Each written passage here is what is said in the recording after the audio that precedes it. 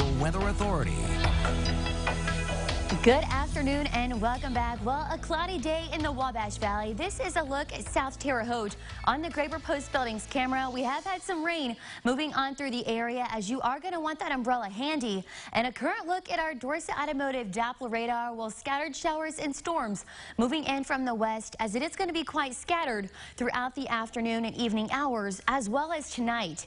Now, taking a look at our outlook of our severe weather, we do have a few threats throughout the afternoon and evening hours. Much of the valley actually under a slight risk for severe weather. However, further up north along Champaign, we are under that enhanced risk. Heavy rainfall is possible. Of course, wind a big factor for those that are going to receive these scattered storms as they move on throughout the afternoon and evening, as well as those overnight hours. Now, the precipitation not going to last too long, as it is going to come to an end tomorrow. A dry pattern following throughout the rest of the week. So currently our temp, we are at 76 in Terre Haute.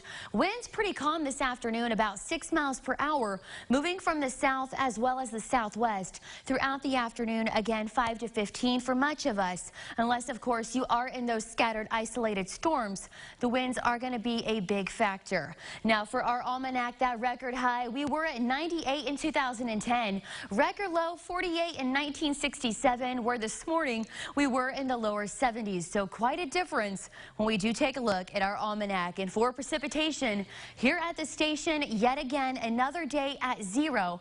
However, we have had some scattered activity moving on through. Much of the precipitation has been off to our southwest, as it is going to impact much of us throughout the afternoon and evening, quite scattered. Now those current temps, we are in the 70s at this time. 78 in Danville, 77 in Champaign, also 73 in Vincennes. Throughout the afternoon, it is going to be quite humid. A couple of our areas actually going to feel in the lower to mid 90s throughout the afternoon.